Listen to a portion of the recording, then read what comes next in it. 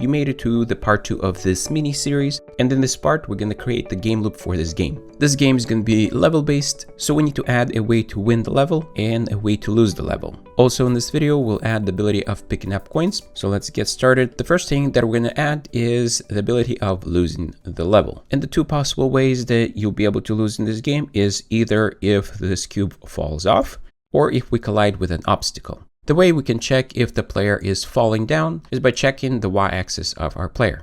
So let's go to our graph. I'll remove start and update. We're not going to be using those units in this graph. Before we add a check if we're falling down, let's add this graph in a group, and we can do that by holding Control on the keyboard and dragging that, selecting these units right here, and these units are going to be our movement.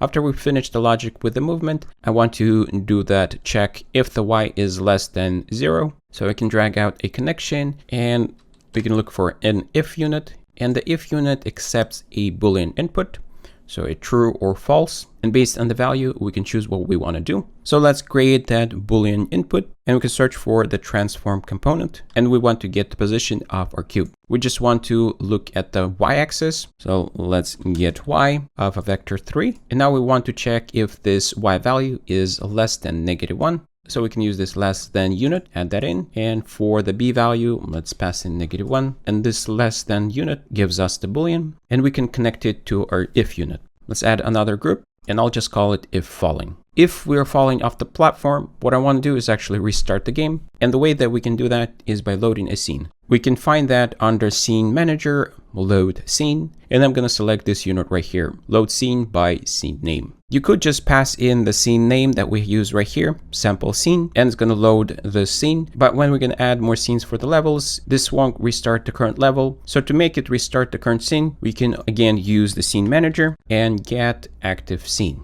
This gives us a scene object, and from the scene object we can get the name and pass that name as the scene that we want to reload. So let's move this and let's name it restart scene. Let's go and test it out. So now if we fall off the platform, you can see that the scene actually restarts, and we do have this different lighting for our scene, and this only affects the editor. If you export it, it's not going to have the problem. But to show it correctly in the editor as well, what we can do is go to Window, Rendering, Lighting, create a new lighting settings, and right there we get a new light settings file. So just name it as you want, and we want to generate the lighting. Click Generate. It's going to go through and generate the lighting. And now when we play, you can see that the lighting is the same when we start the game. Now let's also add the logic of losing when we hit an obstacle. And to do that, we can go back to our graph. And in here we can look for on collision. And the options we have for on collision is exit, stay, or enter. There's also the 2D versions of it, but we're doing a 3D game. The one we're interested in right now is on collision enter. So whenever we collide with an object, this event is going to be triggered. And if you want to see which objects you're colliding with, we can use a debug log unit and pass in a message there. One of the output values that we have from onCollisionInter unit is collider, and that is the collider of the object that we collided with. So what we can do is get name of that component. Component get name is the unit that we want to use, and pass that as the message for our debug log. And now when we click play, if we go to the console, you can see that we collided with ground, which is correct because our cube is on the ground. And then a little bit later, we collided with an obstacle. Now we want to lose the game only if we collided with an obstacle. So we need a way to filter out that collision. We could use the name of the object to filter it out, but at any point, if you rename that object, our logic is going to stop working. So the better way of doing it is actually using the tags, and you can find the tags in the inspector right here. Currently it's untagged. We can look at the options that we currently have. If we want to create another tag, we can click add tag and add another tag. So I want to add a tag called enemy, click save. Then we need to select the obstacle again. And now in this drop down menu, we can find enemy. So select that, and our obstacle has the enemy tag now. Let's go back to our player graph. We'll remove this debug log component. And now we can create another if statement here that will be checking if the collider has the tag enemy. Let's drag this value out and search for compare tag. This is the unit that we're going to use. So add that in, and this unit returns a Boolean. So we can pass that to our if statement. For the tag, we're going to put enemy. And if we collide with an enemy, we're going to restart the scene just like we did when we were falling. So we can reuse this group that we have here. Let's put this in a group as well. We'll just name it if collide with enemy, and let's go and test it out. And now, whenever we collide with the obstacle, you can see that the level restarts. But instead of restarting right away, I want a little delay so we can actually see the collision. Let's go back to the graph. One of the ways we can do it is by adding a timer node between these units. So let's go ahead and do that. From true, we're going to add a timer.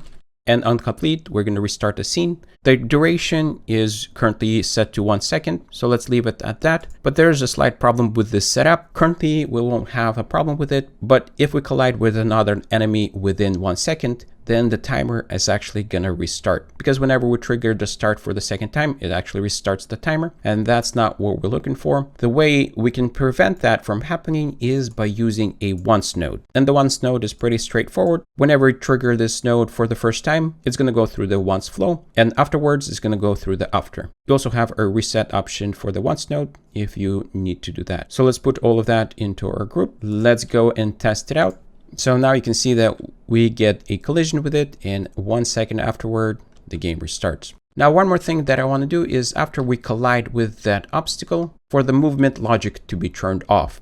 And to do that, let's go to our graph once more. And right here in our movement logic, we can add another unit here that we'll be able to use to disable this logic. So under control, we can look for the toggle flow. And in the toggle flow, we have an on state and an off state. Whenever the toggle flow is going to be on, we're going to be doing the movement logic. But if our flow is going to be in off state, then the movement logic is going to stop. To switch the toggle flow into off, we're going to use the timer started output and connect it to off. So now whenever you collide with the obstacle, you can actually feel that you lost control over that cube. And that's the feeling that we're trying to go for. Now that we covered both cases of us losing, let's cover the case where we actually win. In the hierarchy, let's add another 3D object. Let's use a cube. This is going to be our finish. So let's position it at 0 and 1. Let's add another material for it. We'll choose a green color for material. Add that in, and we can move it to the end of our level. Scale it up in x-axis to 15, and let's select the finish tag for it. We can go back to our player, added graph, and in here on collision inter, after we compare with an enemy and we get an false, I want to check for another tag. To speed things up a little bit, what you can do is select these two units that you want to duplicate and click Ctrl D on your keyboard. That's going to duplicate those units for you. And now we can connect the if unit to the false output of the other one, and also connect the collider to the compare tag. Change the tag name to finish because that's what we're checking for.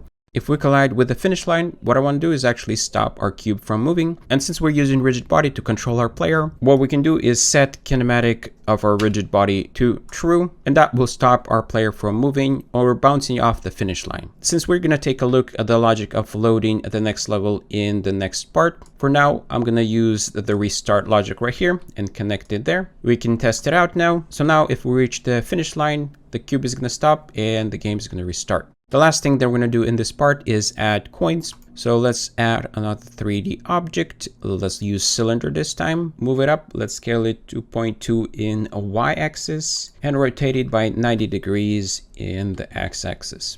Rename it to coin. Let's add another material. I'll name it coin material. And for the color, let's choose a yellow color. Add that to the coin. So now we have a yellow coin. Select this coin, and for this coin I want to do something different with the collider that we have here. So we have a capsule collider here, just going to leave it as is, but I want to switch it to be a trigger so that our cube won't actually collide with it. And I think the scale needs to be a little bit smaller, so let's set it to 0.8 in X, 0.1 in Y, and 0.8 in Z. Now let's add the coin logic to our coin object. So let's add a script machine. We'll use the embedded graph.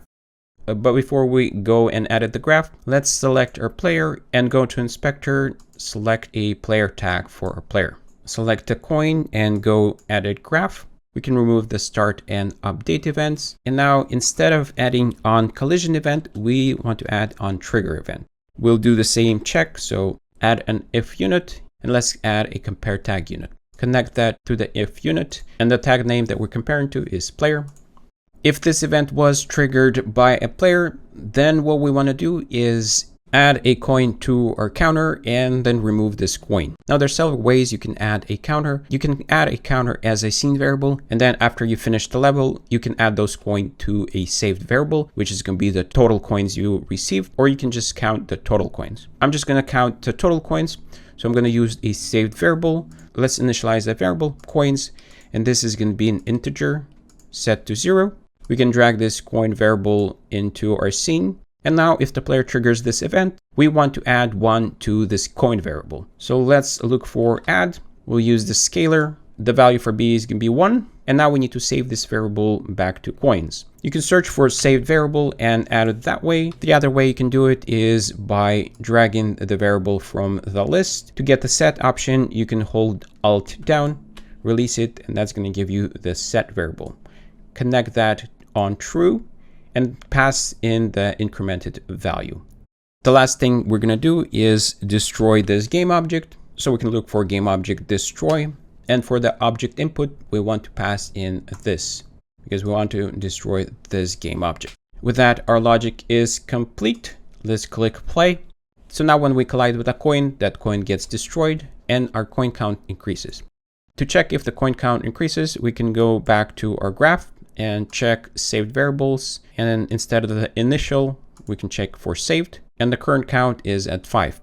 In the next part, we're going to look at UI and how we can display that coin count and also how to create levels. If you liked the video, click on the like button. If you have any questions, write in the comments, and I'll see you in the next one.